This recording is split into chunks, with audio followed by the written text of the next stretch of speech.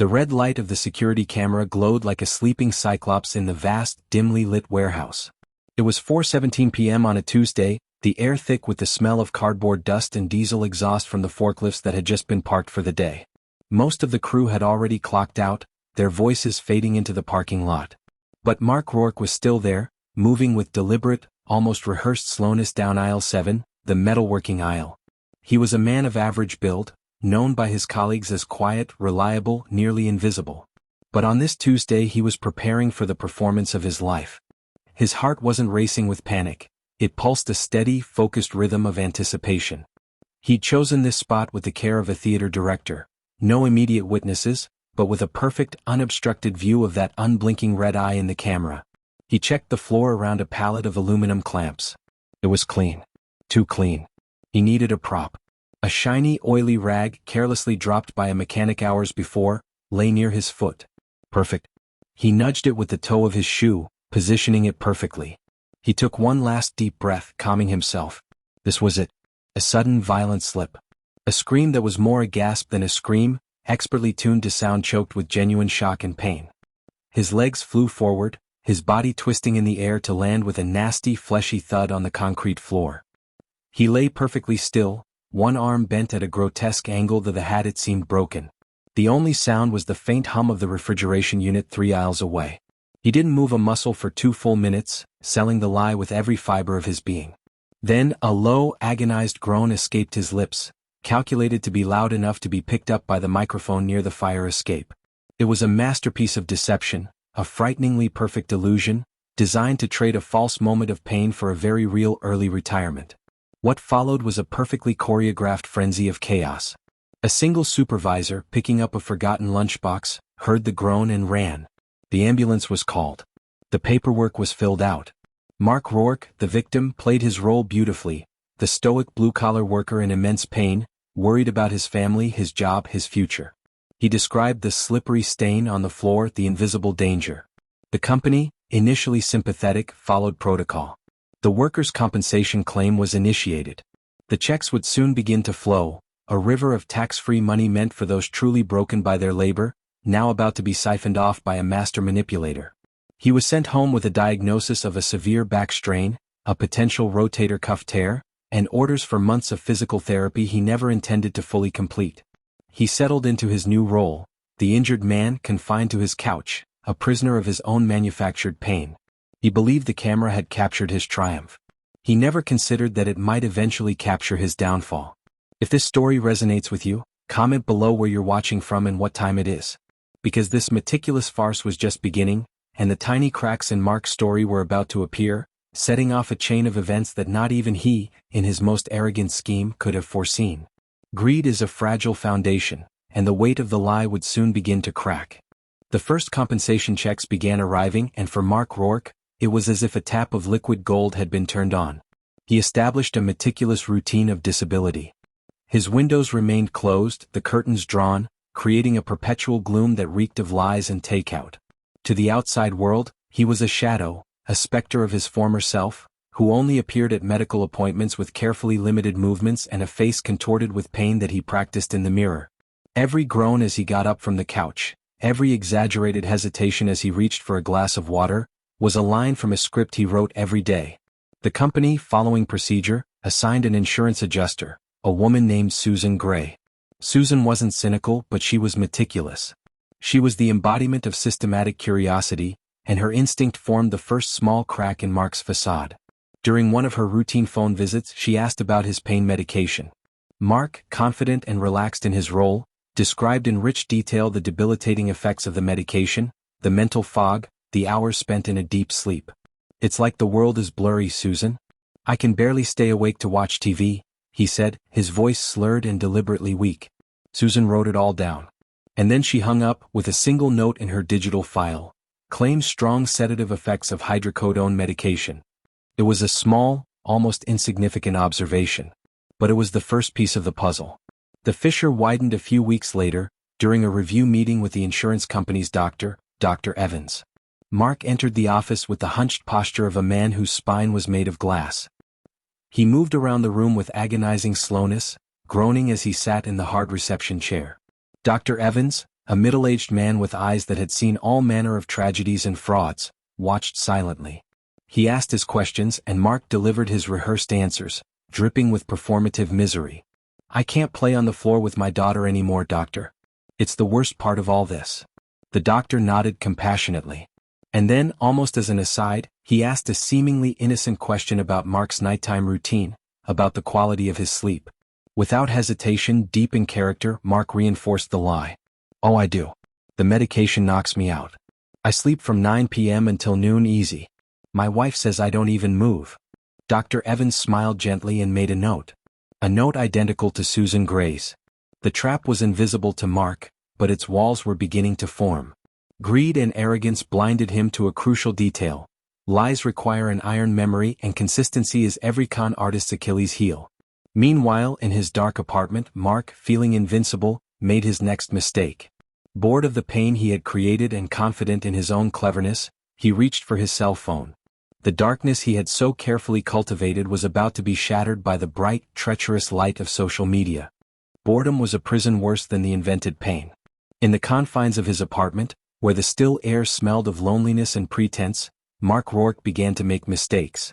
The cell phone in his hand was a window into a world he had voluntarily excluded himself from, but still yearned for. Arrogance whispered that he was very clever, that he had covered all his tracks. He wasn't. Adjuster Susan Gray's routine investigation had entered a second, silent phase, the digital sweep. She wasn't a hacker, she had simply accessed public databases and open platforms. And it was on one of these platforms, on the open Instagram profile of Mark's cousin, that the facade truly began to crumble.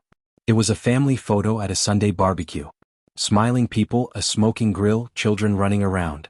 And there, in the background, almost cut off by the edge of the image, was Mark. Not the broken, fragile Mark from the medical evaluations. This Mark was standing unsupported, holding a bowl of potato salad in one hand and a bottle of beer in the other. His body wasn't contorted with pain. It was relaxed, leaning back in a laugh the photo didn't capture the sound of but perfectly captured the expression. His cousin's caption read, "Family love. What a Sunday," and marked the location in a municipal park. The post was dated just 10 days after his crippling injury. Susan Gray stopped. Indignation, cool and professional, replaced any residual doubt. She printed the photo. The image was a deafening silence that screamed the truth. But that was just the shadow, circumstantial evidence. The case needed irrefutable evidence. And it came from where it was least expected, the alleged injury itself. Mark complained incessantly of a stabbing, debilitating pain in his right shoulder, the supposed torn rotator cuff that prevented him from raising his arm above his waist. Susan methodically combed through every post, every tag, every digital breadcrumb. And then she found it. Almost a month after the accident, Mark's wife had posted a seemingly innocent video on Facebook. It was his birthday. The video, filmed at home, showed their young daughter, perhaps 5 years old, running toward her father with a drawing in her hand. "Look, Daddy. I made it," she screamed. And the camera, unsteady, captured Mark Rourke sitting on the couch, his throne of disability, stretching his arm, his right arm, to grab the drawing. It wasn't a hesitant or painful movement. It was a natural, quick and fluid reflex. His arm straightened, his hand firmly grasping the paper, and he pulled the child into a hug, his shoulder perfectly supporting her light weight. The video was 7 seconds long. 7 seconds that shattered months of lies. Susan Gray saved the video, downloaded it, and placed it in an evidence folder. She didn't smile. There was a solemn seriousness to her work now. She wasn't just uncovering a fraud, she was unpacking a self-inflicted tragedy, digital piece by piece. The ultimate proof, the smoking gun, lay not in a secret document, but in a domestic moment posted for grandparents and friends to see. Mark's parallel life, his longing for normalcy and validation, had dug its own grave. The investigation now had everything it needed. It was time to take the case to the one place where the farce wouldn't survive, the courtroom. Mark Rourke's case against the company was formally contested. The papers arrived in a formal manila envelope, but to Mark, it felt like a personal declaration of war. His initial arrogance gave way to a deep nervousness, a chill at the base of his spine that not even the pills he pretended to take could quell. His strategy, orchestrated by a lawyer who only knew the fabricated version of events, was simple: maintain his persona. On the day of the preliminary hearing, he dressed in an outfit that screamed victim, an old, oversized coat that made him appear smaller and more fragile, and a sling on his right arm, a dramatic and completely new accessory that wasn't even listed in his medical records. He entered the courtroom with the slow, careful gait of a man on the verge of collapse, his eyes downcast, avoiding contact. Across the room, Adjuster Susan Gray sat next to the insurance company's defense attorney, an expensively suited man named Mr. Davies. They didn't exchange many words. There was a neat pile of documents in front of him, along with a laptop. The atmosphere was one of hushed solemnity, the air heavy with the smell of polished wood and aftermath. The presiding judge was retired Justice Jonathan Wright, a man whose face was a map of fine lines etched by decades of listening to stories. His eyes, behind wire-rimmed glasses, were not stern but deeply perceptive. He watched Mark enter and sit down with exaggerated theatricality. A good judge doesn't just listen to words. He reads body language, sweat, and the shifty gaze. The hearing began with formalities. Mark's attorney presented his case, painting a vivid picture of a dedicated worker tragically crippled by his employer's negligence, a man whose life was stolen, a family man who could no longer provide for his loved ones. It was a moving speech. Mark complimented the performance with sad nods and lost glances, rubbing his bandaged shoulder as if the pain were unbearable. Justice Wright listened impassively, making occasional notes on a pad. Then it was Mr. Davies's turn. His approach was methodical, almost monotonous. He didn't attack immediately. Instead, he began constructing a timeline, questioning Mark about the most minute details of his supposed confinement. "What about household chores, Mr. Rourke? Can you help?" Mark cautiously replied, "No, sir. My wife does everything. I can't even carry a gallon of milk." The lawyer nodded. "What about leisure activities? TV, maybe?" Mark, seeing a chance to solidify his story, dove in. "Oh, not even that. The medication makes me very groggy. I basically lie in the dark. It's horrible." Each answer was a nail he hammered into his own cell. Judge Wright watched, his fingers steepled under his chin. He had seen this pattern before. The lie is always more rigid, more repetitive than the truth. The truth is fluid, sometimes confusing. Mark's lie was polished, rehearsed, and absolutely unyielding. And then Mr. Davies asked the question that changed everything. "Mr. Rourke, you claim that your right arm has extremely limited mobility and that you experience excruciating pain when moving it more than a few inches, correct?" Mark, with the sling as physical proof of his claim, nodded solemnly. "Yes, sir. That is exactly right." Mr. Davies turned to the judge. "Your Honor, I would like to present two pieces of evidence, if you would be permitted." The heir left the room. The moment of confrontation had arrived. A heavy silence fell over the courtroom after Attorney Davies's request. Judge Wright inclined his head, granting permission with a barely perceptible gesture. "Proceed." Davies activated the projector, and a white screen slowly lowered behind him. The first image to appear was not a complex document, but the homemade photo of the barbecue. The scene froze on the screen, magnified, with a digital red circle surrounding Mark Rourke. He was clearly visible, the beer bottle in his right hand, his body relaxed. "Your Honor," Davies began, his voice clear and calm, without a trace of accusation, just facts. "This image was posted publicly by a member of Mr. Rourke's family on specific date, 10 days after the alleged disabling accident. Mr. Rourke stated under oath just minutes ago that his condition prevents him from holding even a gallon of milk." Davies paused, letting the contradiction hang in the air. He didn't need to say anything else. The image screamed on its own. Mark Rourke paled. His eyes widened, fixed on the giant projection of his own normal life. He could almost feel the heat of the sun that day, the taste of beer. His instinct was to deny it, but how? It was him. Undeniably. His mouth opened, but only a thin stream of air escaped. The sling on his arm, once his greatest asset, now seemed like a ridiculous accessory, a cheap costume. Judge Wright adjusted his glasses, studying the image with an impassive face, but his eyes narrowed slightly. He turned to Mark. "Mr. Rourke? Is there any explanation?" Mark's voice came out croaky. It was a good day. Sometimes medication helps, and I forced it. It was only for a second. The pain afterward was horrible."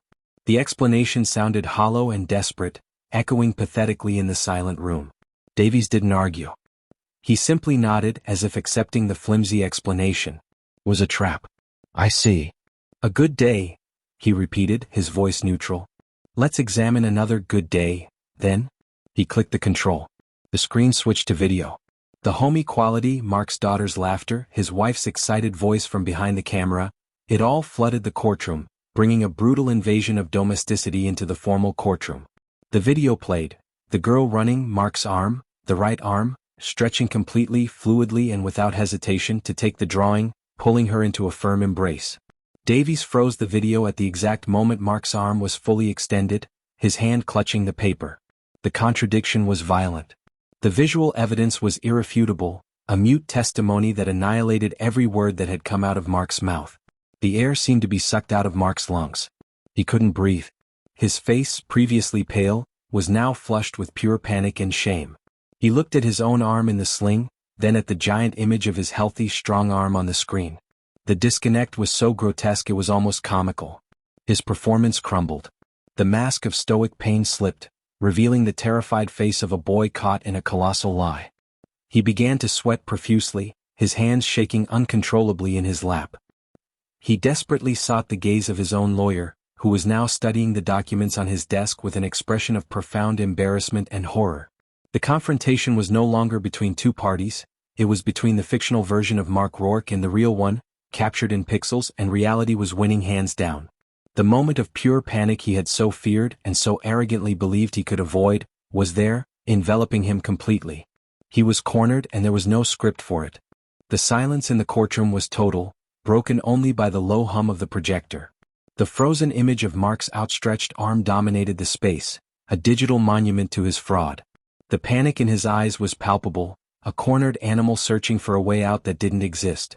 His lawyer closed his eyes briefly, a silent admission of defeat. He whispered something to Mark, harsh, quick words that only worsened his client's cadaverous pallor. Judge Wright didn't rush the moment. He allowed the weight of those images, those glaring contradictions, to settle on everyone present but especially on Mark Rourke. The judge tore his gaze from the screen and fixed it on Mark. It wasn't a look of anger but of deep, solemn disappointment. It was the look of a man who had dedicated his life to the pursuit of truth within the law, confronted with a blatant attempt to corrupt that same system. Mr. Rourke, the judge's voice echoed, calm but charged with an authority that made Mark shiver. The evidence presented is illuminating, to say the least. Extremely troubling.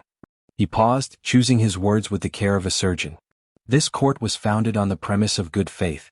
The claim that you cannot raise your arm, made under oath, appears to be fundamentally inconsistent with the reality displayed in these recordings. He didn't raise his voice. The stillness of his words was more frightening than any shouting. He then turned to the defense attorney. Mr. Davies, does the insurance company move to dismiss the claim entirely on the grounds of fraud? Davies stood. Yes, Your Honor. And considering the blatant nature of the attempt to deceive this court, we also move to recover all benefits already paid, plus court costs and penalties applicable under the state insurance fraud statute. The judge nodded slowly, his eyes scanning the documents before him. Then he handed down his ruling. Granted. The word echoed like a financial death sentence. The claim for workers' compensation is hereby dismissed with prejudice. This meant he could never again sue for this alleged incident. Plaintiff, Mark Rourke, is hereby ordered to repay the insurance company the full amount of significant amount already paid in medical benefits and lost wages. Mark gasped audibly. It was a colossal sum, a debt that would haunt him forever. Furthermore, this court imposes a civil penalty of large amount, as permitted by law, for the fraudulent attempt to obtain benefits. He paused for a final moment and his tone grew even more serious. And finally, considering the intentional and planned nature of this fraud as evidenced by the initial security recording showing actions, cinematic, minutes before the crash, this case will be referred to the District Attorney's Office for consideration of possible criminal charges of insurance fraud, a crime that can carry a prison sentence. Every word was a hammer. Restitution. Fine. Criminal prosecution. Prison. The punishment wasn't just legal, it was complete and utter public humiliation. Mark Rourke's charade didn't just fail, it exploded in his face with nuclear force, destroying his reputation, his finances, and his freedom. The sound that came from his mouth was a hoarse sigh, the sound of a dream, a rotten, greedy dream, dying. Judge Wright's ruling wasn't the end, it was the beginning of a new, dark chapter. The verdict spilled out of the courtroom and spread like a digital virus. A local reporter, combing through court records, came across the case and its cinematic narrative of fraud. The headline wasn't kind: crippled worker falls into his own trap, home video destroys $1 million lie. The humiliation, once confined to the courtroom, became public, a spectacle for the entire city to consume. For Mark Rourke, the outside world, from which he had voluntarily isolated himself, became a hostile place.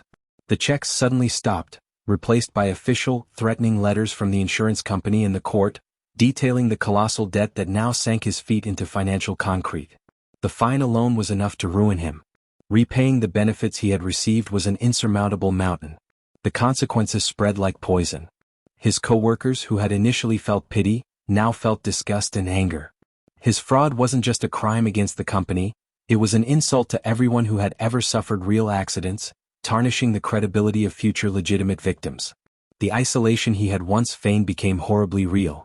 Friends stopped calling. His distant family cut off contact. The look in his eyes was unbearable.